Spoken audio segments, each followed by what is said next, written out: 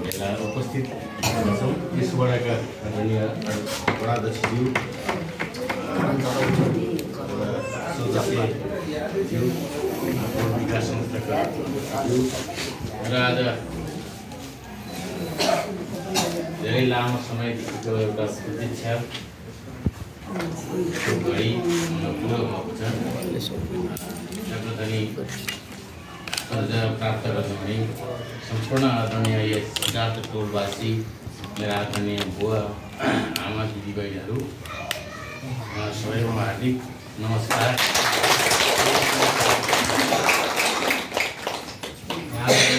बधाई पनि दिन चाहन्छु। वास्तवमा पूजा नपाउनको पीडा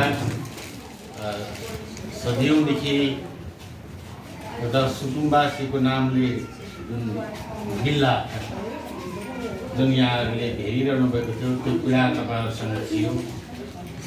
त्यो पीडाबाट थोरै भए पनि त्यो पीडामा मलम लगाउने काम आज भएको छ।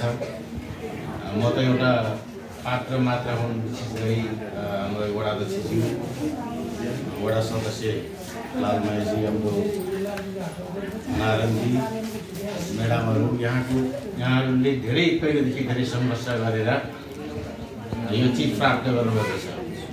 यस्तै बस्तीहरू चितवनमा थुप्रै छन्। चितवन जिल्लाभरिबाट अब मलाई दिनमा 1000वटा भन्दा बढी फोन आउँछ। सबै ठाउँभन्दा पनि मलाई यो ठाउँ माया लाग्यो, किनभने यहाँ अत्यन्त वास्तविक सुकुम्बासीहरू रहनुभएको। अनि कमलजीले मलाई सुरुमा सरकारले नियुक्ति गर्यो र म यहाँ आएको दिनदेखि नै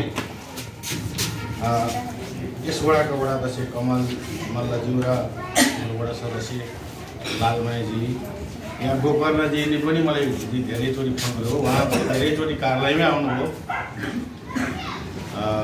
जसको कारणले तपाईँहरूसँग भेट्ने अवसर पाएँ। म यहाँ दुईचोटि घुम्नु पनि आएको छु। चितवनका धेरै ठाउँहरूमा म आइसकेपछि म प्रायः घरमा बिहान 6 बजेदेखि बेलुका 9-10 बजे मात्रै पुग्छु घरमा। त्यसरी हिँडेर वास्तविक कुरा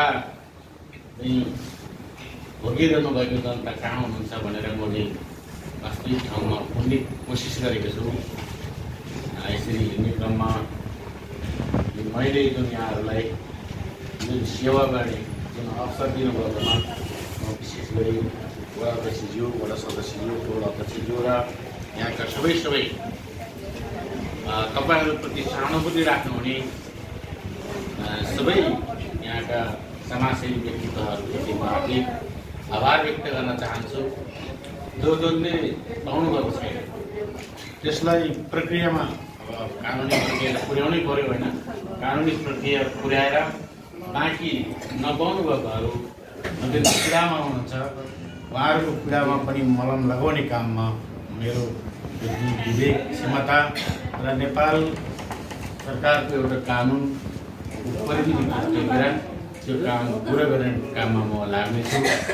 अनि त्यो राख्दै तपाईँहरूको एउटा समुज्जवल भविष्यको कामना गर्न चाहन्छु।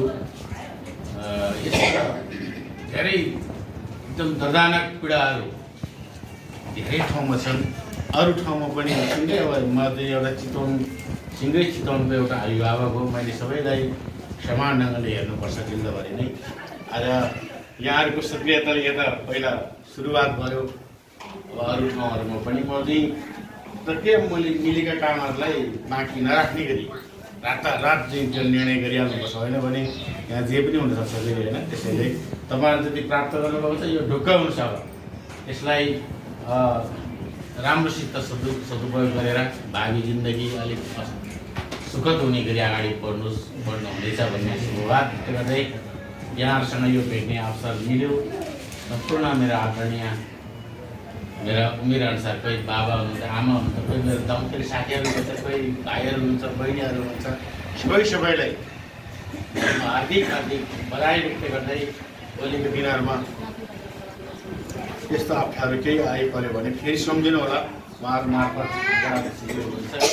अब त्यो नाभिमा जानुपर्ने, त्यो मालपोतमा जानुपर्ने प्रक्रिया छ नि, त्यो हामीले नै गर्ने हो। त्यसलाई त्यो आयोगले नै तपाईँहरूले किन दुःख दिएर नि होइन आवश्यक पऱ्यो भने म बोलाउँला, होइन भने हामी नै लिखित रूपमा यसलाई वैधता हुने गरी अब वास्तवमा यो पूर्जा तपाईँहरूको चाहिँ नापीमा रेकर्ड हुनुपर्छ। नापी कार्यालयमा नाप नक्सा, किता नम्बर, नक्सा प्लट नम्बरहरू भएन भने त्यसको अर्थ राख्दैन। यो त मालपोत कार्यालयमा चाहिँ संस्था नम्बर हुनुपर्छ। यी दुई ठाउँमा दर्ता नम्बर भएपछि बल्ल वैधता हुने हो।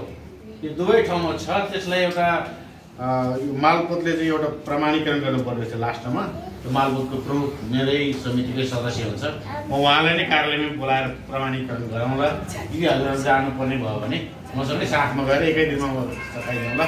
यति नै भन्दै तपाईँहरूसँग भेट्ने अवसर मिलाउनु हो। म टोलबार विकास संस्थाका अध्यक्षज्यू म्याडम, यहाँ सबैलाई अध्यक्षज्यू सबैलाई हार्दिक हार्दिक धन्यवाद।